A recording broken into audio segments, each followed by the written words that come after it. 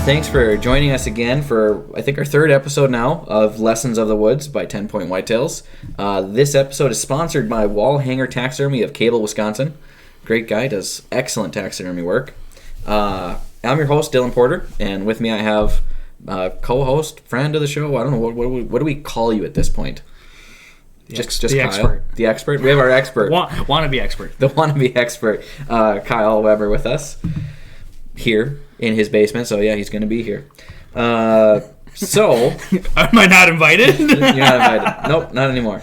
Today we're going to go through our 10 points, which is the foundation of 10 Point Whitetails. You know, what are the 10 points that we want you to focus on, or that we focus on when we're doing whitetail consulting? Yep. Okay, so the first one, goals. It's important to come up with goals for your property because it's going to define how you set up everything. What do you want to accomplish on your land, and how do you get there? So, would you take us through an example there of what you did? Well, I'll use a potential client that we talked to last night. He shot a couple nice deer, but his property is a challenge to hold the deer. The deer are traveling and get shot by neighbors and stuff like that. The first question to him is, what are your goals? What are your goals for your property? Do you want to, my first step is age class. What kind of deer do you want to shoot? Yeah. Do you want to shoot a 100-inch 2-year-old? Do you want to let them get to 5 years old and shoot them at 150 inches? What is your premise there? But also, do you want to shoot one a year? Yeah. 5 a year? Do you have a big family and a 40-acre parcel and you want to shoot 7 deer a year? Yeah. Those matter to your planning for the property. So, age class. How many deer you want to harvest? How many deer you want to shoot? How many people are involved in the hunt? Yeah. How many stand locations do you need? Yeah. I have 3 little kids that are going to, I hope, be involved in hunting. Mm-hmm. Technically, during gun season, if we're all going to sit, I need 4 stands. Yeah. My land's a little bigger. I probably could get away with that. So right now I have 3 locations. So, at that point, if all 3 are hunting, I might not hunt. I might be just guiding. Yeah. Sit with the youngest and... Yep. So 3 stands is enough at that point. Yeah. But if you want to, your wife, your dad, your brother, bigger families, you gotta think about those things for goals. Yeah. So... Yeah. And also, is it just whitetail you want to have, or do you want to have bear on there? Do you want to have turkey? I mean, what type of situation do you want to house? Yep. What all do you want to hunt on the property? That all has to be taken into consideration, but we're going to focus mostly on the whitetails. Yeah, Wits End is 100% whitetail. I have expressed an invite for bear hunting, because we do have a couple bear in there that we'd like to get rid of. I have opened the door for a buddy or two to do some turkey hunting. Okay. But that's in the off season, like that's spring turkey. Yeah. We're not going to bear bait. We're not going to run dogs. We're not going to do anything negatively impacting the deer. We won't do. Yeah. We want to harvest some of these animals because the bears are affecting, obviously predator control also. Predator control. They're messing up your food plots. And we have a lot of turkeys in Wisconsin. Yeah. They're all over the place. They're almost a nuisance. So I think we saw like 15 or 20 yesterday in the only field we drove by in the whole area, but there was a bunch of them out there. So. But all of that is the Wits End is whitetail. Yeah. That is 100% the priority. Anything we're doing is to help the whitetail, getting rid of predators and whatnot. So once you establish your goals, the first thing we have on our list here is bedding. Either find where they're bedding or create bedding. Yep. So our last episode, we talked a little bit about hinge cutting, which would help create bedding. Is there anything you kind of want to add to that, or we kind of covered that pretty good last episode? Yeah, the bedding has to be in a specific spot. If you're going to blow the bedding up by walking by it, driving by it, or putting all of your scent in the bedding, it's absolutely pointless. You're hurting yourself at that point. So specifically putting the bedding where it needs to be, and or the best place for it to be, which would be a location where you don't go in there. It's sanctuary. 100%. Yep. And it's how big? Yeah. 5 hunters, 5 tree stands, and you want to harvest 5 big bucks a year? We need to do a lot of bedding. Yeah. Very big hinge cuts. Smart though, and we talked about this. bedding isn't about just cutting the trees down. It's about creating edges, creating thickness, visual impairment for the deer, for us. Yeah. So the bedding does 5 or 6 things every time you create that. Yeah, and it doesn't have to be one great big bedding. You could have smaller pockets, so they can, because deer, they are a herd animal, but they don't necessarily, the bucks don't want to be together. They're going to want to spread out a little bit. But if you drop a big oak tree or a big maple, let's say, yeah, and it's 40 feet long running across the ground, there's 6 beds you just made. Exactly. The buck can be at the top, 2 dogs can be by the base. I mean, you've created a lot of bedding spots for them just by dropping one tree. So you don't need to go clear cut 40 acres and expect to do something with that. That's extreme. So, but bedding's important. One of the most important things, I think, in our system. If there's no bedding, they're going to leave. They need a place to be able to stay there and be comfortable. Yep, and that's, in essence, if your bedroom is there and the hunter is out your bedroom door, right out there, you're going to see they're going to see you first. Yeah. So your bedding wants to be where it's at. You want to be able to get as close to that without being impacting on the bedding, because then you're going to get the first crack at them, first visual of them compared to your neighbors. So yeah, and then that would lead us right into food, because you want to set up your food plots or your food sources in such a way where they're going to be coming from the bedding. Yep. So and with food, there on the farm, we would always say it takes 3 things to grow a trophy white-tailed deer. You got to have genetics, which, I mean, every animal has genetics, but how good are they? You want to have, the better the genetics, so obviously you're going to have bigger animals.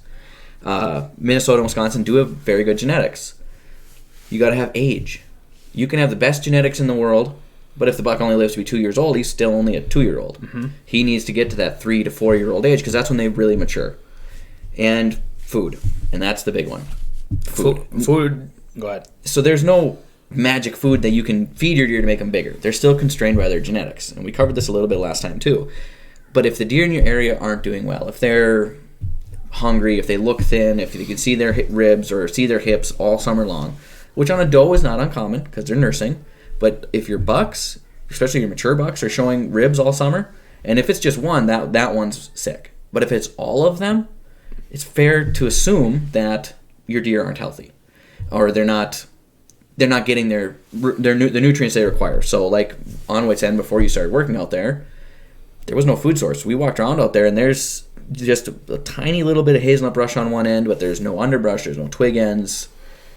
There's nothing for them to eat. No, and they're going to go from the bedding at that point out. Yeah. So, but there's no one-all, be-all. We talked to the client last night.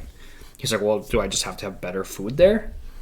There is no better food. Like, corn's not better than soybeans. Soybeans not better, or rape isn't better than clover. And it does depend on the deer. They will have certain tastes they like, but there's not like, well, this is the best. But most importantly, it's seasonal. Yeah. Rape, the moment that first frost hit and all of them sugars come out, that is what they want. Yeah, and if you can have that dwarf SX rape at peak height before it goes to seed, you can feed your deer herd all year long. Yep. Winter long. And if the corn's just cut, that's priority. The seeds, if the pod, or with soybeans, if the pods are there, that's what they want. So their taste that day is going to change. But if you have clover and Joe Blow down the road has soybeans are preferred. But it all depends at the time. It depends on their protein needs. It depends on what they're looking for. But having something year-round. So we were talking yesterday, I think, about a food plot that I think Domain sells it, that comes up right away in the winter or in the spring. Yes. Yep. Yeah. So, and in March, April, May, the snow's melting, but there's no tree growth. Yep. Nothing is budding at that point. So with that seed blend, instantly in the springtime, the clover and everything else shoots up. Yeah. So, and I'll take pictures of it next spring, but once the snow melt's starting to go away, trees are not budded, my food plot's going to be solid green. And it'll be the first green thing that grows, and it's in the woods. So right when they're struggling at their most important time, they're making fawns. They're full on with the fawn in their belly. They need something, and it's been a tough winter, I'm sure, because it's Wisconsin. That'll be green, and now I've reinserted the fact that my spot is the best spot to eat. Yeah. So And year round is important. If you can have food year round, you're going to establish what's called a resident doe herd. And a resident doe herd is going to attract bucks, which just makes the hunting all the better. Yep. But we're going to move on from food. There's a lot more stuff we could go talk about with food. We could be here for quite a while. So access is point number 4. My bedding locations on Wits End are based on my access. My food plots are based on my access. The design shape of the food plot based on the access. And that's how you get to your stand easily without being seen, what direction you can come in depending on the wind. Yep, access because of wind, how you access quietly, so you don't make a bunch of racket. So if you're going to go through a big old pine plantation and crack every branch, step on every branch as you walk through, you're hurting yourself. Yeah. At Wits End, I can get in quietly. Visually, nothing can see me. Yeah. There can be a 300-inch deer sitting in the middle of my food plot. He won't watch me. He can't see me get in my tree stand. Yeah. Access is key, and some people are limited. Some people can only access from the north side. Some people can only access from the south side. That changes it, but everything's based off access. As far as design factors for if we go to a property for a client, how do you get in here? Yeah. Everything steps off of that. Yeah, because you can have a good food plot, but if there's no way to get to it without being seen or spooking the deer off it, you're just defeating the purpose of everything. Yeah, everything's going to run off, Yep. and then they're going to come in at night. Yeah. And if they come in at night, you're not going to be able to harvest an animal. So it takes you bust them off that food plot once. Yeah. And I would say the season's mostly. It does depend on the area and what your deer are used to, but for this area where they're not maybe used to having people running around all the time or vehicles or tractors, they don't have that park mentality that people talk about. Yep. And you said that the tools to your access. Yeah. If you drive in with your truck and shut it off and go to your tree stand and they're used to that daily, because you live there, let's just say. Let's say you live on the hunting property, they'll get used to that. Yeah. You see the deer in the field. If you drive by, them deer aren't going to even look at you. But if you slow the vehicle down, their heads pop up and they're like, what are you doing? Yep. And we've seen this actually in our wild hunting. I think, I don't remember if Dad or my older brother, but somebody was in a tree stand, bow hunting, and the person right behind him was getting out late, whether it was me or Dad or whoever. But in our group, somebody was getting out late, somebody was already on stand, and we had to kind of drive by on the four-wheeler, which are the deer in our property, and this is the wild property, are used to four-wheelers. We're driving four-wheelers every day. We go around our fence line. We check things pretty much every day with a four-wheeler. Thousands of miles on four-wheelers every year. So whoever was sitting, and I wish I could remember details better, but they saw a buck or a doe just kind of moseying along through the brush, kind of right off the side of the four-wheeler trail or on the four-wheeler trail, and now here comes a four-wheeler.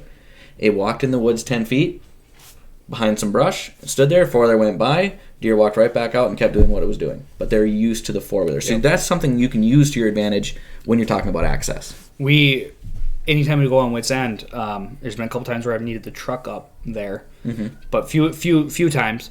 But any other time I access the Wits End, it's on the side-by-side. So they hear the side-by-side start up, they hear it drive in, they hear it drive out. And they're used to it.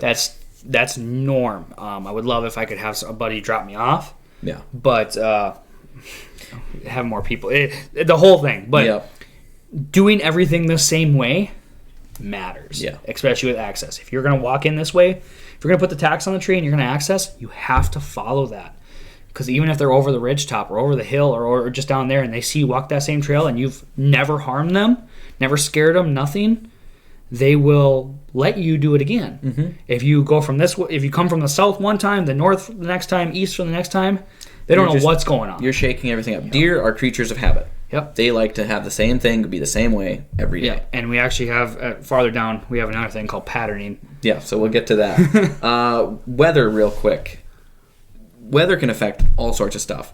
So when we've done the hunts at the farm, there's certain days where we just won't, it's like 90 degrees in September.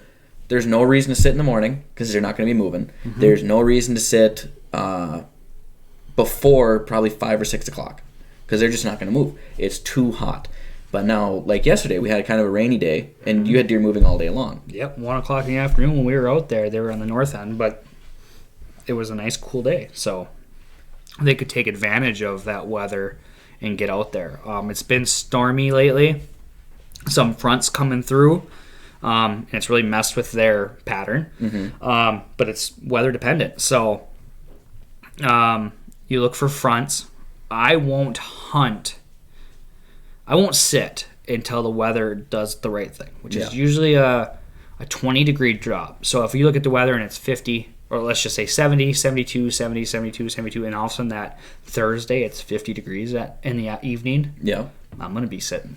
And it's not because they're cold and they have to eat more. It's just there's a system, there's a pressure, and there's this weather drop. And them deer, whatever's in their brain tells them, hey, things are different. I'm going to get up early. Yeah. And I high percentage days for sure. And if you go on a 90-degree day, you're going to sit in that tree stand and sweat and be uncomfortable. If you're uncomfortable, the deer are uncomfortable. Yeah. So I don't think there's ever a reason to hunt in a 90-degree day. Just don't do it, because the deer are in deer season. They already got their winter coat coming in. They are not happy with an unseasonably hot day. They like it to be cool. October 1st is 90 degrees. Don't even go sit. Because especially in October, their hair's 3/4 of an inch to an inch long already. Go wear your winter coat and go sit in your tree stand and see how comfortable you are. And wind direction is equally as important to me. As I have 3 stands here. 2 are rely on the normal wind pattern from the northwest. But I also have a stand that has a wind for the south. So if there's a direct wind from the south and I have to go sit and I'm just itching or whatever, I have an option. I have an option for that access that'll allow for that wind to give me the best chance I have. I'm not going to sit in that stand a lot. Because there's not a south wind often. And usually a south wind is a warm wind, where a northwest wind is cold. So I catered to the northwest wind, but options. So weather and wind and temperature are all pretty important when it comes to that. Yeah, for sure. Number 6, our 6th point here is predator control. Well, pressure. Predator control is the first bullet point under pressure. Pressure can really affect how your deer are moving. If the pressure changes, whether it is predators or too many hunters or whatever, things change. Like we had talked about earlier, when you were hunting public land, the bow hunting, you had the deer pattern, you had trail cameras, but as soon as it got more closer to rifle season and the pressure changed, cameras fell apart. The deer changed everything. I had daylight pictures, 300 pictures a week on, I have a bunch of cell cameras now, but before you had to go pull the card. So I'd go pull the card every week. Every week, 3 to 350 pictures every week. The week before rifle season, so everybody's going in there setting their tree stands. It went down to nothing, 50 photos maybe. And then I checked it after gun season, and on Saturday morning I had a bunch of deer that night before opener, but then I didn't have a straggler here or there. But it went from 300 to 50. And that's just because the people are all of a sudden in the woods that never are in the woods. So that's a huge pressure thing, and you deal with that at the farm. That's a perfect. You can control everything. Can control everything. So in my dad's farm, the whitetail deer there, they don't have any pressure. There's no, other than us doing chores and stuff like that, but there's no predators. And in a perfect world with no predator control, they're not stressed out. We actually do a lot of bug spraying too, which that's something to keep in mind. If you have a really buggy area and the deer are just running for their lives from mosquitoes all day long, do a lap around your food plot with some spray, and you'll create an area for the bedding areas. If you can do that quietly, you don't want to shake that up too much. But we've done that to our food plots on the farm, and we'll have bucks and does will lay 30, 40 yards off the food plot where the bug spray is, because they don't want to be getting eaten alive. I have a tip for that on the podcast that we talk about pressure. So point number 6, I have a tip on horseflies. So good.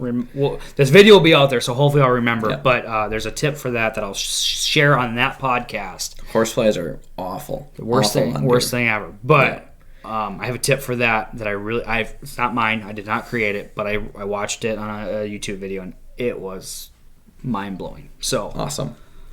So pressure. How pressured your deer are can change how comfortable they are with staying there. It can change their patterns, their behaviors.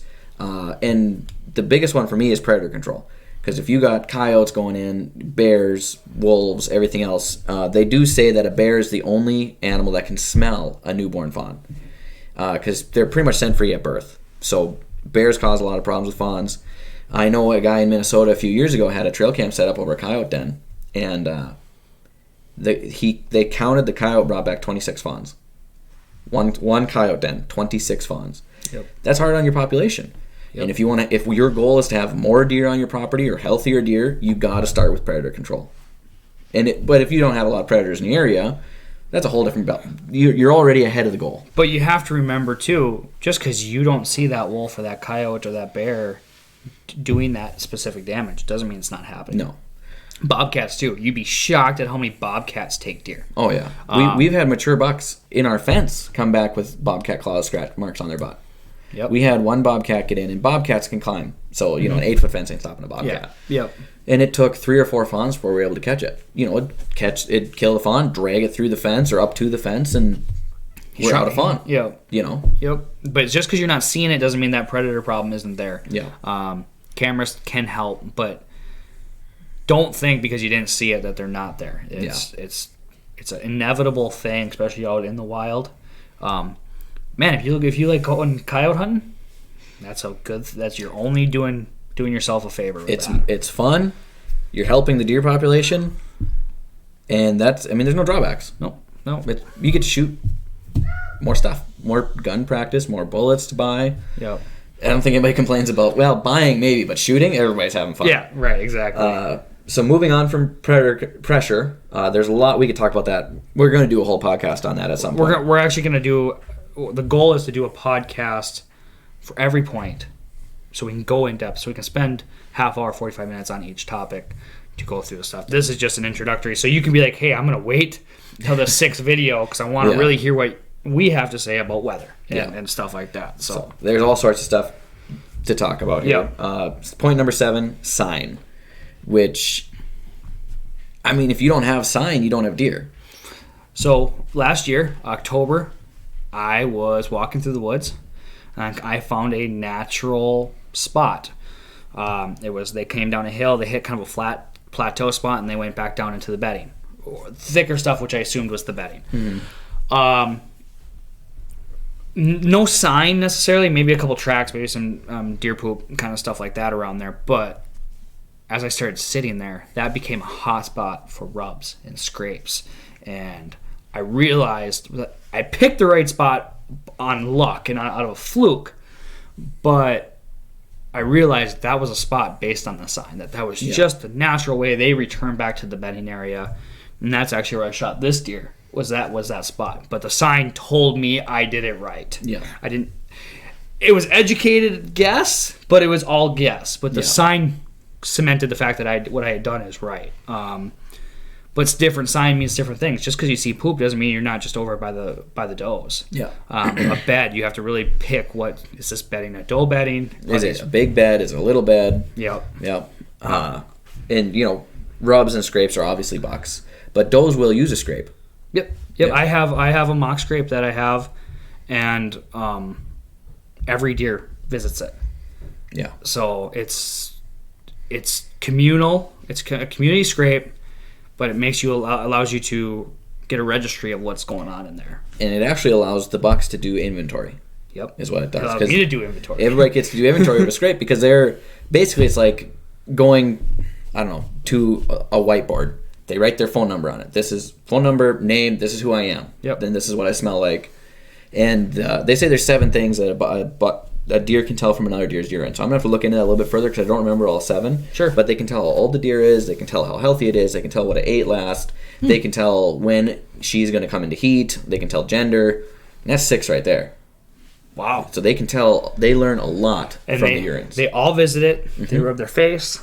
Again, if there's a rubbing branch and they pee next to it or pee on it, it's a hot spot. And every deer at some point is going to cross that. So if you're sitting over it or sitting in a scrape line, you're going to see a lot of activity and be able to use that sign. Trails, same thing. We were at the other property yesterday, and it's like this trail's here, this trail's here. This is how they cut through this thick stuff. And we got to pick our shooting spots. And you were actually walking as if you were the deer, and I'm in the tree stand. It's like, okay, but if he gets here and he goes right, wins the next shot. And we're like, well, I can't wait till that point because he's gone. And those trails can just tell you just naturally how they flow through it. Yeah, it's they've already established the travel pattern there. So sign is super useful. And we can go into all sorts of... Reading it is really important, too. Like, we're not going to talk about this, but just teaser for future here. You can tell what time of day a buck made a rub. Yep.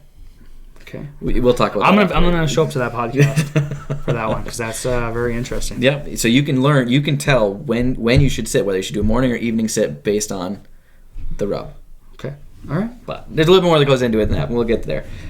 Point number 8, patterning. And this is... there's a lot to dig into here. I think at some point I'll talk about how to understand what a trophy whitetail is thinking to help develop patterns. We're not going to dive into that right now because that is literally a 45-minute to an hour and a half seminar that I've done in front of crowds. My dad's done it. PowerPoint, the whole works. That is a whole entire thing. Sure.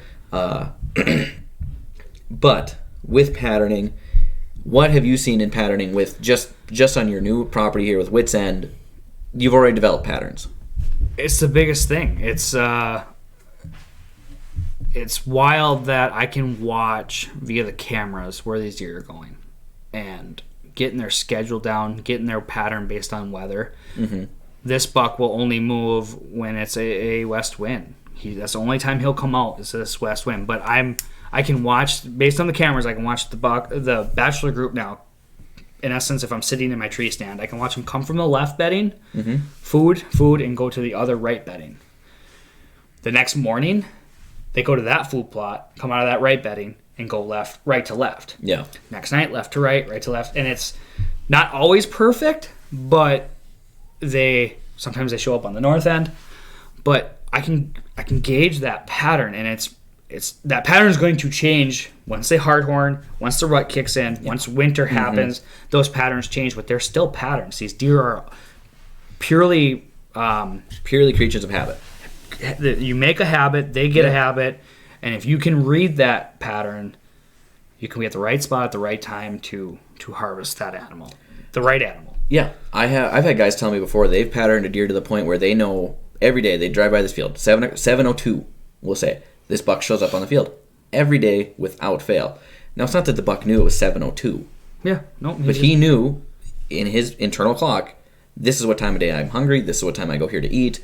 This is when I do these things. Mm-hmm. Now, daylight changes can affect it. There's, weather, wind, everything. Yep. But right now, I'm watching these deer feed midday. The worst thing that happens is when we dump a bunch of piles of corn. Yeah. The deer automatically become nocturnal. Yeah, because their patterns are all changed. They're going to point A to feed, and they can do that at night. Yeah. A food plot or natural grazing, a natural meandering that the deer do, they just wander. And you get daylight pictures when the bedding's in the right spot, the bedding is the right way, and the food plot's in the right position. And depending on wind, the deer will walk right through. Yeah. And I have tons and tons and tons of daylight pictures right now, and I hope they hold that pattern for another month, because that'd be ideal. I'll be tagged out pretty quick. Yeah. Right now, if it was season, I'd have my tag wrapped around some antlers right now. But that's what's fun. And patterning, once you figure it out, is absolutely great. So, yeah, and these cameras are game changers because you don't even have to look at the time of day the pictures are sent anymore or the pictures are taken, because it just shows up on your phone. So that's a huge game changer. Not sponsored by them, but recommend them if it's within your budget, because it's amazing. It's a budget thing. Mm-hmm. You gotta figure out what you want to put into it. But to be able to get a picture of a deer in my food plot right now and look up at the weather and be able to put a mental note that it's raining or winds this way or the sun's out or the storm's coming, it's hard to do that when you're looking through an SD card the next day. Yeah, or a week later. And you're like, what happened on Tuesday? What was going on? Yeah. So these cameras have been, and I was reluctant, man. I was like, no way. Yeah. I don't want that. I don't need that. But I wish we'd had them when I was younger, because Dad would send us out to check the trail cameras at 9, and we do it late at night, but our deer used to 4-wheelers. So it'd be like 11:30, midnight. Hey, go check the camera so we know where the deer are at tomorrow. And it'd be a mile 4-wheeler drive in the dark and checking 7 cameras and normally raining, always raining. Yeah. But now it's just your phone dings and you got the photo. Side note, it's not a point. It's not one of on our system, but putting these cell cameras where you don't want to go really tight to a sanctuary, really tight to a bedding or on a trail that's really pushing the boundaries of being. You're in their space. You're in their space and you can do damage. So I go in there once, set the camera, and you don't go in there until the batteries are dead. And if the batteries are dead during the moment of hunting or the best weekend to sit, you let that camera sit there. Yeah. And to get all of that information on a daily basis without having to constantly go in and wreck that sanctuary, that's huge. One of mine is actually listed sanctuary. Yeah. Because it's about 10 feet from what I would consider the buck bed. I went in there, I set it. It is watching a buck bed. And in their main corridor through the bedding area that we created, I ain't gonna touch it till the batteries are dead. Yep, So that's huge, and I'm still getting that information rather than it being too late. So, so point number 9, moving right along here, stand location. Kind of self-explanatory, but also not, because you have to factor in the patterns, where the sign is. I mean, everything we've talked about to this point is going to dictate where you put your stands. Mm-hmm. And that changes. You could sit, you're like, this is the tree. Mm-hmm. You set it up, and that buck, the buck of your lifetime walks by, but he's at 50 yards, and you just can't take that shot with your bow. Now you're gonna be like, that's stand. I won't let that happen again. You move your stand location. But I set up my Titan blind on the food plot. If I'm sitting in my food plot if I'm sitting in my Titan blind looking over the food plot, my left is a 40-yard shot. Yeah. My right's a 30, and my straight back is about a 30. That location is perfect. I could put it all the way on one end, and it probably would have helped my access. It'd been a lot less work for my access. So you went to be able to make the bow shot to the pond. If he's at the pond, it's 80 yards. Yeah. There are people who are confident in that. We haven't gotten to that point yet. I'm not interested in doing that. Too many things can happen. Yeah. If you told me 80-yard shot or 30-yard shot, I'm taking the 30. Yeah. Even if you said 40 or 20, I'm going to do the 20. It's just there's more guarantees. And in a safe, healthy harvest, your margin of error is less. Yep. And so my stand location at that spot is specifically making it so I can cover that entire food plot in all forms and matters. So that if that deer hoof hits that food plot, hits the clover, hits the turnips, I can shoot technically, and that's important. And it borders off of access, it borders off of wind direction, but that stand location can change. And the more you sit, and the more these deer operate around you, you'll learn more. Yeah, a Titan blind is harder to move. Yep. The TR outdoor blinds with the wheels, a lot more flexible. I can move that box blind around in 10 minutes with a side-by-side. So you're loud, your UTV is making some noise, but I can have that totally reset up in 10 minutes because of the wheel system on it. But hang-on tree stands, if this tree put you 5 yards out of shooting, move it. Yeah. And find my personal favorite, climber stands, which I know aren't for everybody. No, yeah. But that's as simple as, okay, he was out of range. I take my tree stand down at the end of the night, walk over to that tree, tie it onto the base of the tree, or carry it out with me, depending on the situation, private land versus public.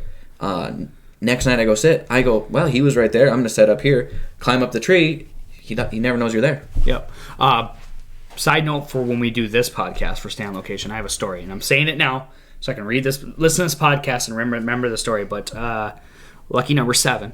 Mm-hmm. That big, not big, he's the tiny 7. Yeah. That was just a stud of a deer.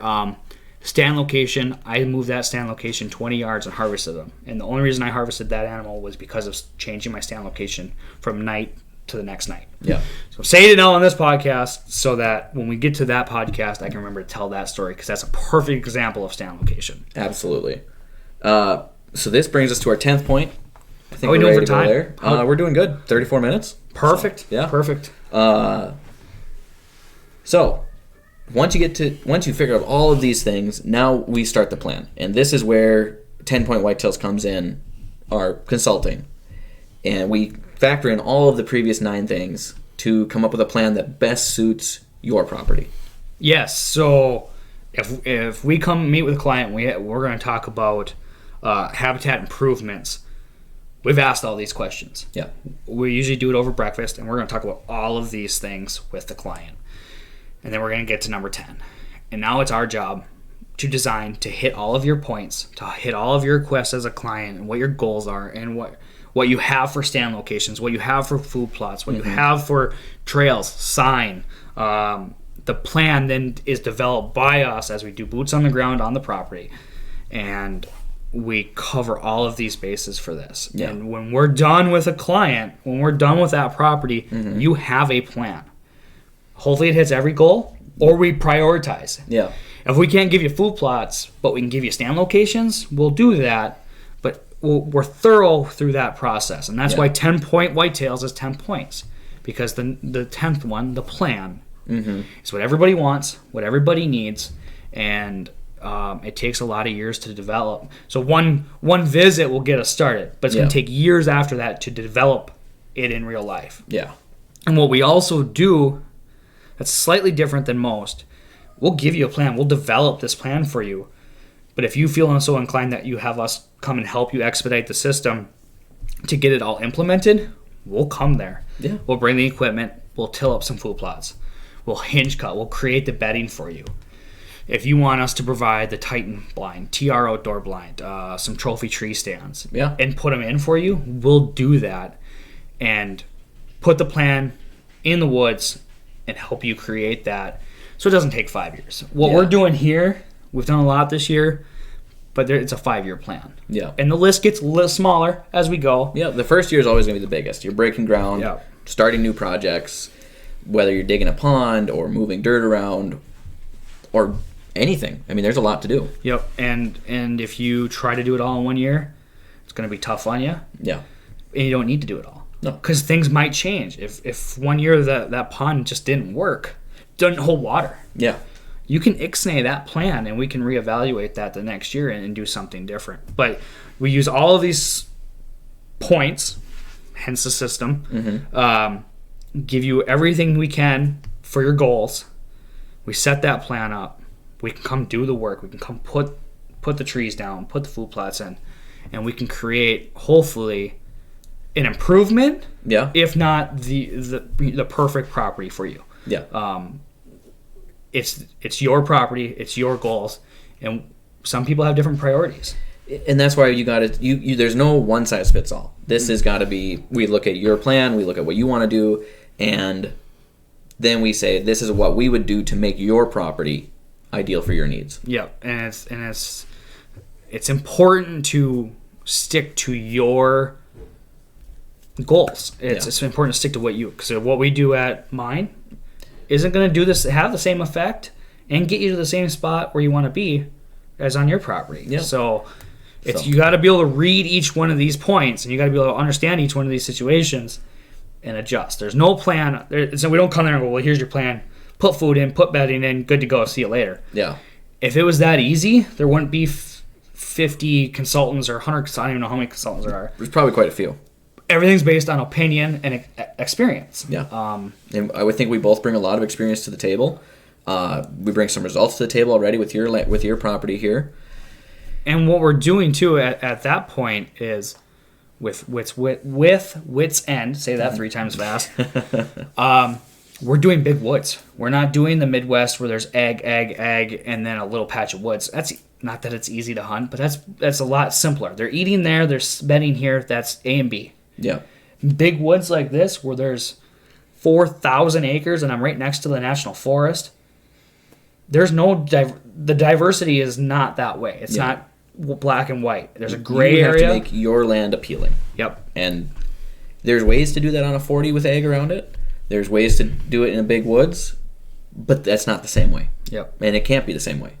Right. And you could have 5 different people come to your property and give you how to fix your property, and it's gonna be 5 different answers. Yeah. But with your expertise when it comes to deer and deer hunting and what deer need to develop their genetic potential, that's huge.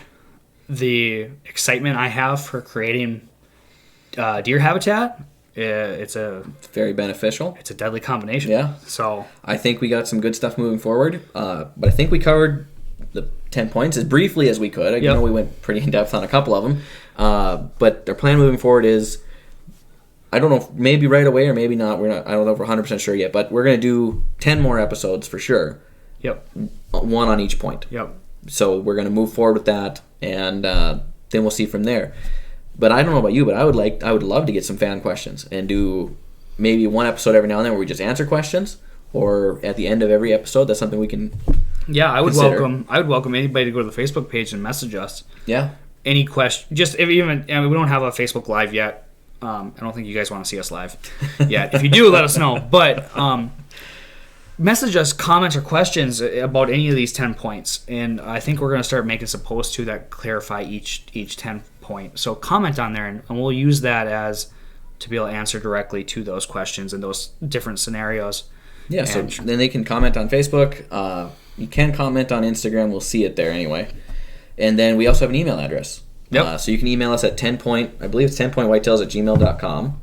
Double check that. So it's 10pointwhitetails@gmail.com, and that is the number 10, like 10, not TEN. Yep. So you can email us there, Facebook message, Instagram, YouTube at some point here. We're going to have that up and rolling. This is going to be available on YouTube. So Yep.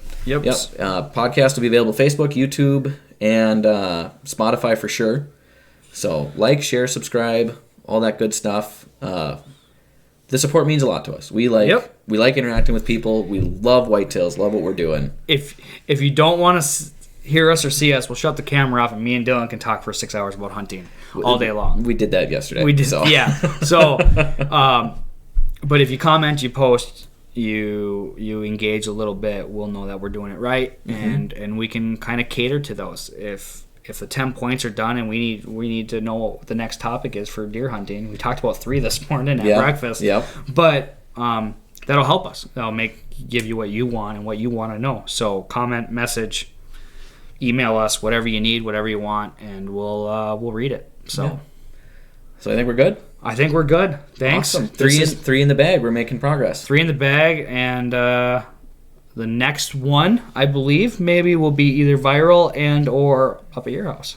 Video chat. Hopefully viral. I hope it goes viral. That'd be great. That'd be a quick jump start. Yeah. But potentially up in Minnesota. Yeah. So we got a couple things going on. Sneak peek that we're going to probably do a hunt. Me and Dylan are going to go for a hunt. Yeah. And maybe another hunt later in the year in a different state. Potentially. And then maybe another hunt later in the year back here at Wits End Ridge, but I will be manning the camera. That's going to be dangerous. But and I'm going to do my best with my bow hunting at home. I'm going to try to film that to some extent myself. So I got to get a couple pieces of equipment so I can self film. Yeah. But lots of things are happening. Yeah, we're trying to do a lot of things. So stay tuned. And hold on. Here we go. It's going to be a fun ride. We'll see what happens. Okay. Thanks, guys. Thanks, everybody. Thank you.